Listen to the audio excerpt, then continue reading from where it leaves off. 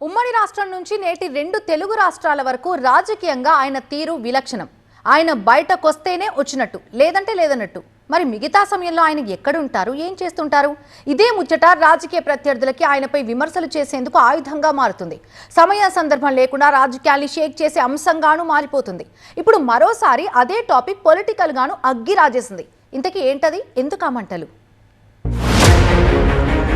ఉద్యమం మొదలు స్వరాష్ట్రం వరకు పాలిటిక్స్ ను వీడని ఫామ్ హౌస్ ముచ్చట. కేసీఆర్ లక్ష్యంగా ప్రత్యర్థుల విమర్శలు. ఫామ్ హౌస్ పాలన వర్సెస్ ప్రజా పాలన. ఉద్యమం మొదలు నేటి స్వరాష్ట్రం వరకు తెలంగాణ రాజకీయాల్లో కొన్నేళ్లుగా వినిపిస్తున్న ముచ్చట ఫామ్ హౌస్. గజ్వేల్ నియోజకవర్గంలోని ఎర్రవల్లిలో బీఆర్ఎస్ అధినేత కేసీఆర్ ఫామ్ హౌస్ నిర్మించుకున్న నాటి నుంచి దాని చుట్టే రాజకీయం నడుస్తోంది. ఆయన్ని విమర్శించాలనుకునే వాళ్ళందరికీ ఈ ఫామ్ హౌస్ పాశుపతాస్త్రంగా మారిపోయిందని చెప్పాలి. అంతకుముందు స్థానిక రాజకీయాల్లో లేని ఊత పదాలన్నీ ఫామ్ హౌస్ పుణ్యమా అని రకరకాలుగా వాడుకలోకి వచ్చేశాయి. సాధారణంగా పార్టీకి సంబంధించి ఏ కీలక చర్చలైనా ముఖ్య నేతల్లో తన వ్యవసాయ క్షేత్రానికే పిలిపించుకొని నిర్వహించే కేసీఆర్ ఆ విషయంలో ప్రత్యర్థుల ఆరోపణలను ఏనాడు లెక్క చేయలేదు. అందుకే ఉద్యమంలో ఉన్నా, అధికారంలో ఉన్నా, ఇప్పుడు ప్రతిపక్షంగా ఉన్నా పొలిటికల్ గా ఆయన చుట్టూ ఈ ఫామ్ హౌస్ రచ్చ కొనసాగుతూనే ఉంటుంది. ఇటీవలే ముఖ్యమంత్రి రేవంత్ రెడ్డి మరోసారి ఈ ఫామ్ హౌస్ అంశాన్ని తెర మీదకి తీసుకొచ్చారు. మళ్లీ అధికారంలోకి వచ్చేది తామేనంటూ బీఆర్ఎస్ రజతోత్సవ సభ వేదికగా కేసీఆర్ చేసిన కామెంట్స్ కి కౌంటర్ ఇచ్చిన రేవంత్ తీవ్ర వ్యాఖ్యలు చేశారు. 10 ఏళ్లు తామే అధికారంలో ఉంటామన్న ముఖ్యమంత్రి కేసీఆర్ ఫామ్ హౌస్ లోనే సమాధైపోతారంటూ చేసిన కామెంట్స్ వివాదానికి దారితీశాయి. అంటే తాను నిత్యం ప్రజల్లోనే ఉంటున్నానని, 10 ఏళ్ల పాలనలో కేసీఆర్ ఎన్నిసార్లు జనాల్లోకొచ్చారో చెప్పాలన్నది రేవంత్ ఇంటెన్షన్ గా తెలుస్తోంది. దీంతో మరోసారి తెలంగాణ రాజకీయాలు కేసీఆర్ ఫామ్ హౌస్ చుట్టూ తిరగడం మొదలెట్టాయి. 2024 నుంచి మేము అధికారంలోకి వచ్చిన ఈ రోజు చెప్తున్న మిత్రుల ద్వారా ఫామ్ హౌస్ లో ఉన్న పెద్ద ఆయన చెప్తున్న 10 సంవత్సరాలు మేమే పరిపాలన చేస్తాం.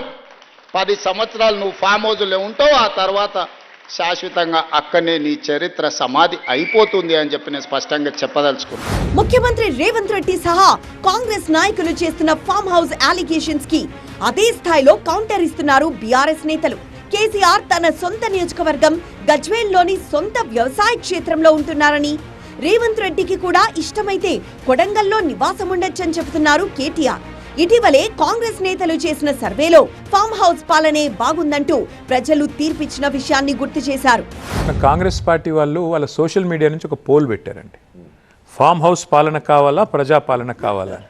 ప్రజలు జాడిచ్చి కొట్టినట్టు, మొహం మీద కొట్టినట్టు సమాధానం ఇచ్చారు. 70% మంది ఫామ్ హౌస్ పాలనే కావాలి అన్నారు.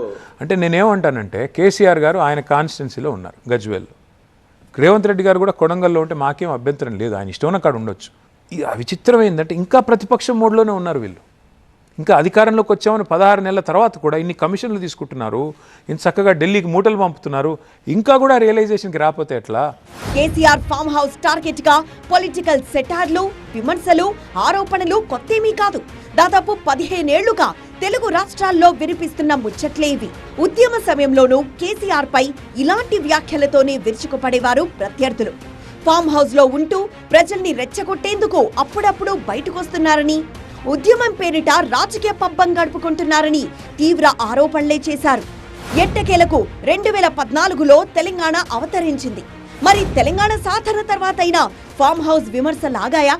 పోనీ కేసీఆర్ ఫామ్ హౌస్ కు వెళ్లడం తగ్గించారా అంటే లేదనే చెప్పాలి. అప్పుడు ఫామ్ హౌస్ నుంచి ఉద్యమం, ఇప్పుడు ఫామ్ హౌస్ నుంచి పరిపాలన అంటూ మరో స్థాయిలో విమర్శలెక్కు పెట్టారు ప్రత్యర్థులు. ఏకంగా ఆయన ఫామ్ హౌస్ ను గడీలతో పోల్చి తీవ్ర ఆరోపణలే చేశారు. ఫామ్ హౌస్ లో రెస్ట్ తీసుకునే వ్యక్తులను తెలంగాణ ప్రజలు లీడర్ గా గుర్తించారు. కుంపల ముంచి సుపోని రెస్ట్ తీసుకున్నప్పుడు అభివృద్ధి గురించి ఆలోచిస్తారు, అది కూడా కాదు, కుంపలు ముంచడానికి ఆలోచిస్తారు వాళ్ళు. బట్ అటువంటి వ్యక్తులను తెలంగాణ సమాజం లీడర్ గా భావించదు, నాయకునిగా భావించదు. ఎన్నికల వచ్చేప్పుడు వర్షం పడుతున్న ఉసురులు వచ్చినట్టు ఎన్నికలప్పుడే వచ్చే రాజకీయ నాయకులు తెలంగాణ సమాజం తరిమి కొడుతుంది. అయితే అప్పుడైనా ఇప్పుడైనా ఈ ఫామ్ హౌస్ విమర్శలను ఏ మాత్రం లెక్క చేయలేదు కేసీఆర్. ముఖ్యమంత్రినైనా ప్రతిపక్షం నేతనైనా తానొక రైతుగా వ్యవసాయ క్షేత్రంలో జీవిస్తున్నానని చెప్పుకొచ్చారు. అంతేకాదు అప్పట్లో మీడియా మిత్రులకు, రాజకీయ సహచరులకు తన ఫామ్ హౌస్ లో భారీ స్థాయిలో భోజనాలు కూడా ఏర్పాటు చేశారు. ఎవరైనా తన వ్యవసాయ క్షేత్రానికి రావచ్చని, అక్కడ జరుగుతున్న పంట సాగును పరిశీలించొచ్చని ఓపెన్ ఆఫర్ ఇచ్చి ప్రత్యర్థులకు కౌంటర్ ఇచ్చారు బీఆర్ఎస్ బాస్. ఇంత ట్రాక్టర్ డ్రైవరు నన్ను మా ఫామ్లో వర్కర్ అడిగిండు, ఏంది సరే నువ్వు మన ఫామ్ దుంతాటలు పోతాక ట్రాక్టర్ డ్రైవర్ పనికిట కావాలైనా కానీ ఇప్పుడు నా ఫామ్ హౌస్ అని దాచిపెడతాను ఏమైనా అగ్గిపెట్టాను అనంటే నాకు అర్థం కాదు. బాజాప్తా 100 ఎకరాలలో నేను నా కొడుకు పెట్టున్న భూములలో బాజాప్తా వ్యవసాయం చేసుకుంటున్నాను. అలా బేజాప్తా అదేమైనా దాచిపెట్టేదా? మాకేమో మనీ లాండరింగ్లు బోండరింగ్లు లేవు కదా. మొత్తానికి మరోసారి తెలంగాణ రాజకీయాల్లో అగ్గిరాజేసిన ఫామ్ హౌస్ పంచాయతీ ఎక్కడ ఆగుతుందో, ఏ మలుపు తీసుకుంటుందో చూడాలి. ఫామ్ హౌస్ లో ఉంటే ఏంటి, ఎక్కడుంటే ఏంటి? ప్రజలకు మంచి జరగడం ముఖ్యమంటున్న బీఆర్ఎస్ ఓవైపు, ప్రజా పాలన అందిస్తున్నామంటున్న కాంగ్రెస్ మరోవైపు. ఈ రెండు కాదు మా రూటే సెపరేటు అంటున్న బీజేపీ ఇంకోవైపు. మరి ప్రజలు ఎవరి వైపు అన్నదే ఇప్పుడు పొలిటికల్ గా ఆసక్తి రేపుతున్న అంశం.